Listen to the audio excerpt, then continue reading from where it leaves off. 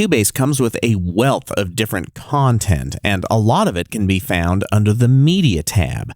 The Media tab is a smaller version of the Media Bay, but the Media Bay itself can get a little intimidating right off the start, so let's just take a look at what we can do with the Media tab. And I'm going to start with loops and samples to kind of build out a song, because there's a whole bunch of different content in here that allows you to quickly create an entire song from start to finish. Let's look for some drums, and I'm going to go to the EDM toolbox. I'm going to hit the reset button to reset the browser, and I'm going to scroll up here and I'm going to look for beats. So I'll click that, and then let's go to classic R&B, or actually let's go to modern R&B, and then you can see that there's a whole bunch of different loops in here, and they all have different choruses and bridges and breaks and intros and so forth. Let's take a listen to the first verse, verse A. I'm going to single click on that. Since these are MIDI loops, it will load a virtual synthesizer in the background, and as soon as it has done that, it will play the loop.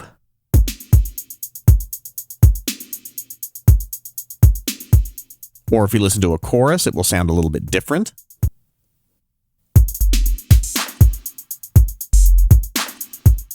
Let's go with verse A. So I'm just going to click and drag that over to my first empty track, and I'm going to set it at measure 1.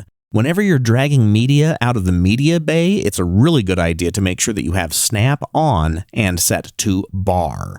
So here's our first verse. Let's add a variation of that verse. And then maybe let's go with a bridge. And then we'll go with a chorus A. Now, if we play those all together, you notice that I've put those all in the same track because those all come out of the same library, so they'll all use the same virtual instrument that is in the background. Let's play this and hear what we have so far.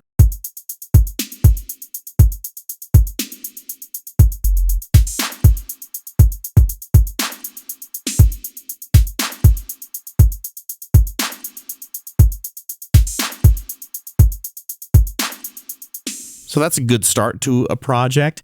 Next, let's add an electric piano. So I'm going to hit the back button here until we get to all of our libraries. And I'm going to scroll down until I find Soul Assembly. When I click on that, I'll reset the browser. And then let's try and find an electric piano of some sort. So here's E piano for electric piano. And let's go for Soul this time. And we can try a few different ones. These will play immediately because they are WAV files. See how the icon itself has switched from that MIDI loop icon to a WAV file? So when you click on any one of these, it will play almost immediately.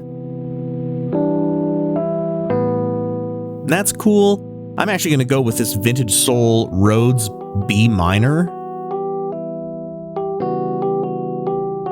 That's nice. I'm going to click and drag that over to the next empty track, and it will add a track for me. And now I can play those together, except that it may sound a little funny because my project tempo is at 120 beats per minute, whereas that Rhodes was actually designed to be closer to 70 beats per minute. Let's play this and hear how it sounds. It ain't gonna work. So let's change the tempo of the project from 120 beats per minute to maybe something like 80. So let's just type in 80 here. And when we play it back now, it'll sound a lot better. There we go.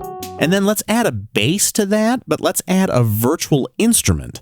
So let's come back to the Media tab, and I'm going to hit the Home button here, and I'm going to go to VST Instruments, and I'm going to add the Retrolog, which is an analog synthesizer, like I've mentioned before. And I'll just click and drag that into my track list. And then let's give it a sound. I'm going to be looking for a synth bass sound. So let's click on the preset browser here, and let's go into bass, and let's just take the first one here, basic saw bass. I'll double click that. And then when I record enable that track, I'll be able to hear the bass. And then I could play a part to the loops that we already have.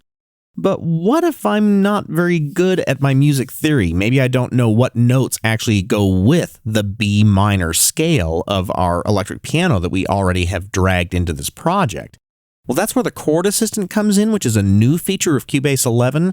I'm going to show that to you in the next video, but for right now, let's take a look at some of the other virtual instruments, because there are a whole bunch. We start with Groove Agent SE, which is a drum set, and then we have Halion Sonic SE, which is a 16-part multi-timbral synthesizer with a whole ton of different sounds in it. We also have Loop Mash for creating your own loops, Mystic, which is another synthesizer, Pad Shop, which is a granular synthesizer, Prolog, which is another analog-style synthesizer. We've talked about Retrolog, and then there's also Spectre. And each one of those virtual instruments, when you add them to your project, will give you a palette of a ton of different sounds. So that's some of the content, and I really recommend that you go through all of those different libraries and try different things. Drag those onto the project and hear how they sound, because there's a ton of stuff in there to get you started, or can lay the entire background to your entire project. And next, let's talk about the Scale Assistant.